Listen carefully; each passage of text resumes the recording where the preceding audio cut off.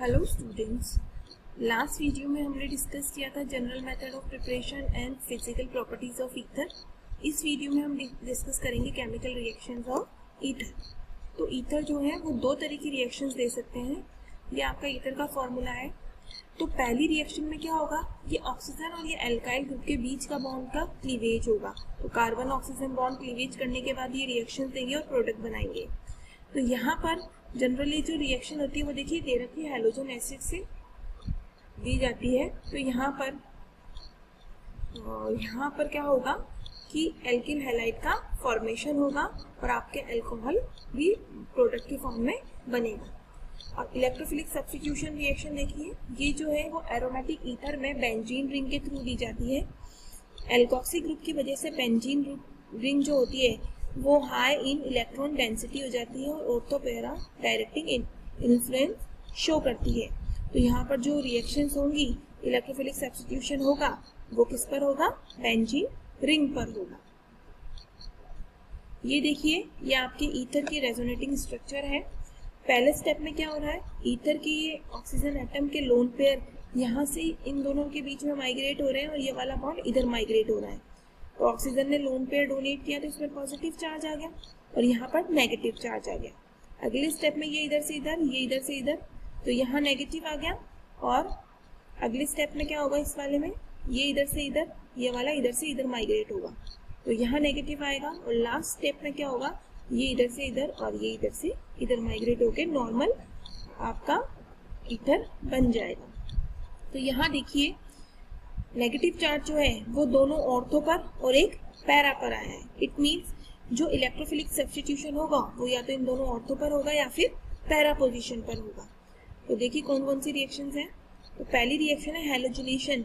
देखिए halogenation reaction में क्या होगा, हैलोजिनेशन रिएक्शन के अंदर ये पहली रिएक्शन है। तो अपन ने क्या लिया है, एनिसोल लिया है।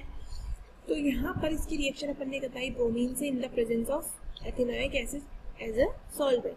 तो ब्रोमिनेशन हुआ, या तो यहाँ पर होगा या फिर यहाँ पर होगा। तो एक तो ऑर्थो ब्रोमो एनिसोल बनेगा और एक पैरा ब्रोमो एनिसोल बनेगा। तो यहाँ पर पैरा ब्रोमो प्रोडक्ट जो है वो मोर स्टेबल होगा और मेजर क्वांटिटी में बनेगा। यहाँ पर ऑर्थो ब्रोमो प्रोडक्ट जो है वो इस एल्कोक्सी ग्रुप की वजह से रिपल्शन में जाएगा और अनस्टेबल हो जाएगा और इसकी क्वांटिटी क्या होगी, डिक्रीज हो जाएगी। अगला देखिए फ्रीडल क्राफ्ट रिएक्शन। तो फ्रीडल क्राफ्ट रिएक्शन दो तरह से हो सकती है, या तो असाइलेशन हो सकता है या फिर अल्काइलेशन हो सकता है। तो देखिए यहाँ पर पहले स्टेप में एल्किल हैलाइड लिया गया है और आपका जो रिएजेंट है वो है एनहाइड्रस AlCl3। तो आपका प्रोडक्ट क्या बना, ऑर्थोमिथाइल और पैरामिथाइल एनिसोल बना।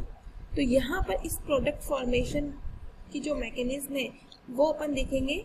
यहाँ पर ध्यान देने वाली बात यह है कि आपने अगर एल्किल हैलाइड लिया है तो प्रोडक्ट जो बनेगा वो ऑर्थो एल्काइल और पैरा एल्काइल बनेगा।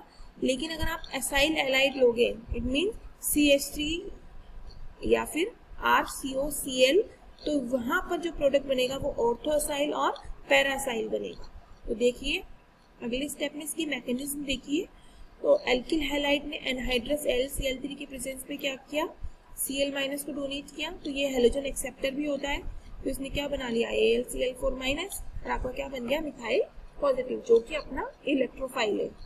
अगले स्टेप में देखिए यहाँ पर ये अपने लोन पेयर डोनेट करके यहाँ पर नेगेटिव चार्ज जनरेट करेगी, जहाँ पर इलेक्ट्रोफाइल आके अटैक करेगा। इलेक्ट्रोफाइल के अटैक करने के बाद यहाँ पॉजिटिव चार्ज आया। इस पॉजिटिव को न्यूट्रल करने के लिए ये हाइड्रोजन क्या करेगा, अपने बॉन्ड पेयर को इधर शेयर कर देगा और आपका ऑर्थो प्रोडक्ट बन जाएगा और H+ की फॉर्म में बाहर निकल जाएगा। सेम मैकेनिज्म कहाँ फॉलो होगी, पैरा पोजीशन पर। अगर पैरा पोजीशन पर आता है तो ये H जो है ये यहाँ ही से निकलेगा। तो पहले बॉन्ड H का बॉन्ड यहाँ जाएगा, फिर ये वाला बॉन्ड यहाँ जाएगा, देन 2 स्टेप के बाद प्रोडक्ट फॉर्मेशन होगा। तो मैकेनिज्म सेम ही रहेगी ऑर्थो प्रोडक्ट और पैरा प्रोडक्ट में। अब है अगली इंपॉर्टेंट रिएक्शन, ऑटो ऑक्सीडेशन। देखिए ईथर जो होता है, ऐसे ईथर जिनकी अल्फा कार्बन एटम पर अल्फा हाइड्रोजन प्रेजेंट होती है वो ऑक्सीजन के प्रेजेंस में ऑटो ऑक्सीडाइज हो जाते हैं और क्या बनाते हैं, हाइड्रो पर ऑक्साइड बनाते हैं। अब ईथर को जब एकदम ड्राई होने तक, ड्राई स्टेट में होने तक उसको वो करेंगे। ड्राई होने के बाद वो क्या होता है, एक्सप्लोजिव नेचर का हो जाता है। तो इसको रोकने के लिए क्या किया जाता है, ईथर के अंदर क्यूप्रस ऑक्साइड मिला के रखा जाता है, जो कि क्या स्टॉप करता है, इसके पेरोक्साइड फॉर्मेशन को स्टॉप करता है। तो यहाँ पर ये देखिए, ये आपने ईथर लिया है, ऑक्सीजन की प्रेजेंस में यहाँ पर देखिए हाइड्रोपेरोक्साइड का फॉर्मेशन हो गया, 1 इथॉक्सी, ये देखिए 1 इथॉक्सी इथाइल हाइड्रोपेरोक्साइड आपका फॉर्मेशन हो गया, प्रोडक्ट फॉर्मेशन हो गया। तो इसके मैकेनिज्म देखिए, मैकेनिज्म के लिए सबसे पहले एक रेडिकल इनिशिएटर चाहिए जो रिएक्शन को स्टार्ट कर सके। तो trace of radical needed to initiate the process. अब यहाँ पर ये रेडिकल जो होगा ये क्या करेगा, ईथर के अल्फा कार्बन के अल्फा हाइड्रोजन को H रेडिकल के फॉर्म में ले लेगा और आपका क्या बना लेगा, यहाँ पर आपका ईथर रेडिकल बन जाएगा। अब ये हो गया इसका चेन इनिशिएशन स्टेप, जिसमें आपने रेडिकल फॉर्म कर लिया। अगले स्टेप में ये जो ऑक्सीजन है ये क्या करेगी, रेडिकल की फॉर्म में बाई रेडिकल में कन्वर्ट हो जाएगी। और जैसे ही यहाँ पर रेडिकल फॉर्म हुआ, इस ऑक्सीजन के रेडिकल ने क्या किया, यहाँ पे बॉन्ड फॉर्मेशन कर लिया। तो आपका हाइड्रोपेरोक्सी रेडिकल आपका एज ए प्रोडक्ट बन गया। अब ये जो हाइड्रोपेरोक्सी रेडिकल है ये क्या करेगा, ईथर के एक और मॉलिक्यूल के अल्फा कार्बन से अल्फा हाइड्रोजन को लेगा और आपका प्रोडक्ट बनाएगा हाइड्रोपेरोक्साइड। और यहाँ पे जो ये ईथर रेडिकल बना है ये फर्दर रिएक्शन में पार्टिसिपेट करेगा और आपको क्या फर्दर यहाँ पे देखिए रिएक्शन में पार्टिसिपेट करेगा और इस तरह से रिएक्शन चलती जाएगी, इसीलिए इसे बोला जाता है प्रोपेगेशन स्टेप। तो अब देखिए यहाँ पर अगली रिएक्शन है अपनी क्लीवेज रिएक्शन, जहाँ पर कार्बन ऑक्सीजन बॉन्ड का क्लीवेज हो रहा है। तो यहाँ पर देखिए हाइड्रोलाइसिस रिएक्शन, तो हाइड्रोलाइसिस में सबसे पहले किसकी प्रेजेंस में करवाया गया है, डाइल्यूट H2SO4 के प्रेजेंस में।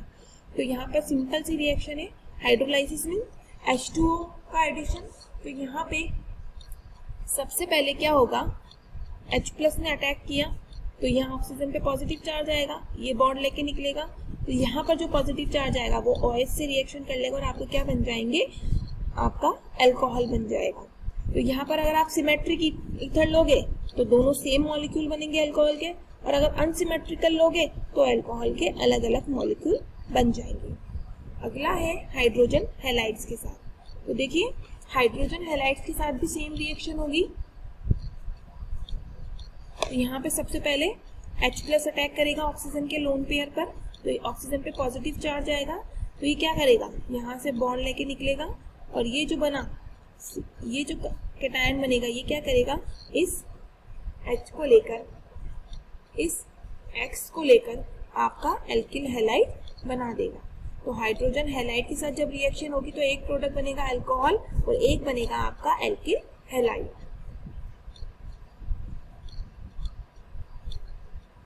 ये देखिए अगला, अगर आपने एक्सिस में हाइड्रोजन हैलाइड लिया है तो यहाँ पर अल्कोहल जो बनेगा आपका प्रोडक्ट, एक तो बनेगा एल्किल हैलाइड एक अल्कोहल।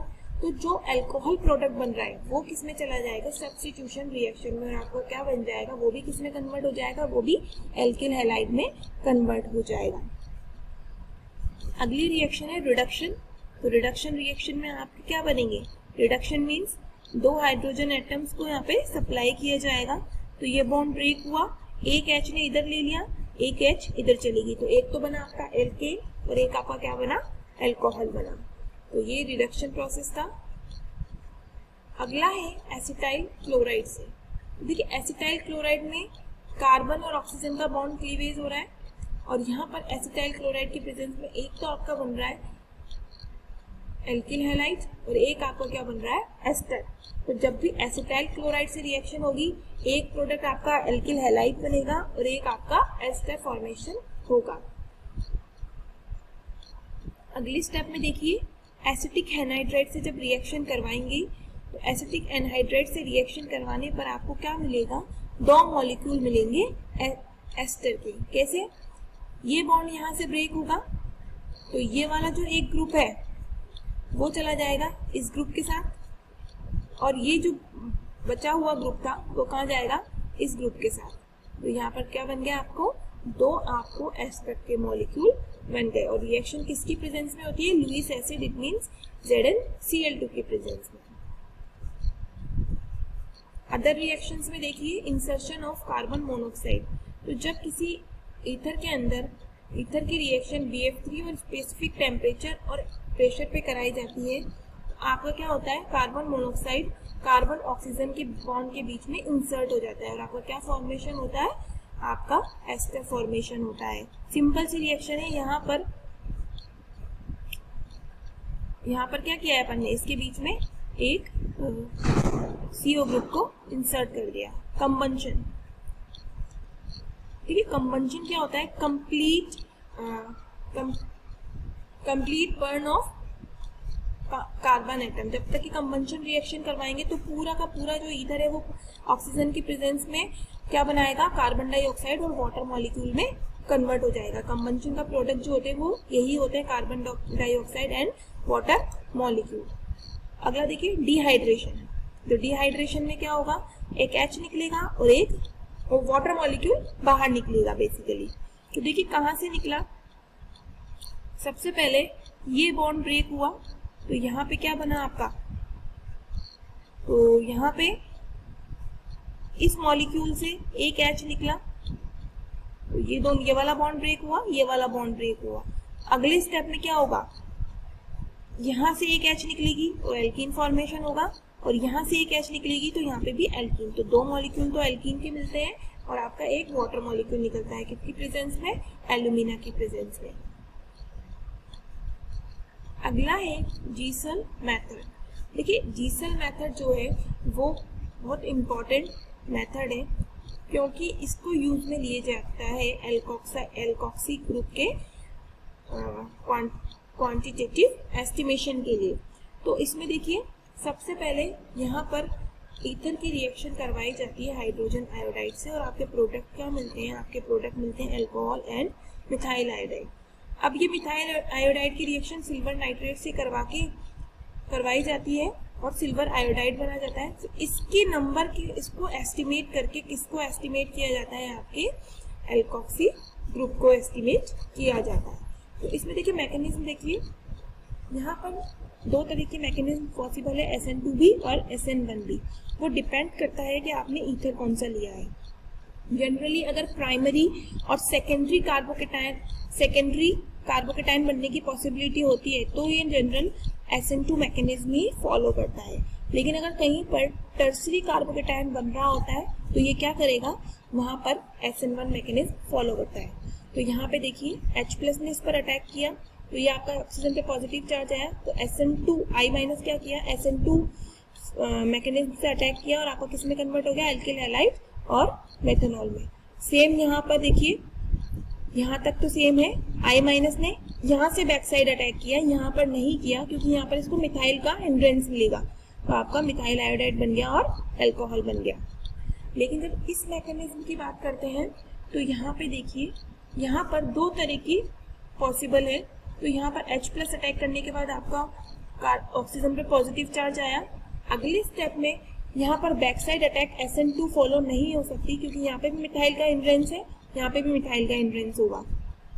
तो ये क्या करेगा, इसको ब्रेक करके एथेनॉल बनाएगा, और यहाँ पर देखिए टर्सरी कार्बोकेटाइन बनने की पॉसिबिलिटी है जो कि स्टेबल होता है। तो ये टर्सरी कार्बोकेटाइन बनाएगा जिस पर I- आकर अटैक कर देगा और आपका प्रोडक्ट क्या बन जाएगा, टर्सरी आयोडाइड। तो यहाँ पर ये डिपेंड करता है कि आपने कौन सा वाला रिएक्टेंट लिया है। SN2 तभी करवाएंगे जब हाईली स्टेबल कार्बोकेटाइन नहीं बन रहा हो, और अगर हाईली स्टेबल कार्बोकेटाइन बनने की पॉसिबिलिटी होती है तो क्या प्रीफर करेंगे, उसमें कार्बोकेटाइन बनाएंगे और फिर उसके बाद आयोडाइड माइनस का अटैक करवाएंगे। तो ये चीज़ हमें ध्यान रखनी है, इम्पॉर्टेंट है। और अगली क्लास में अपन डिस्कस करेंगे आगे के कुछ और कंपाउंड्स, उनकी general method of preparation and chemical reaction. So this is all about today's lecture. Thank you.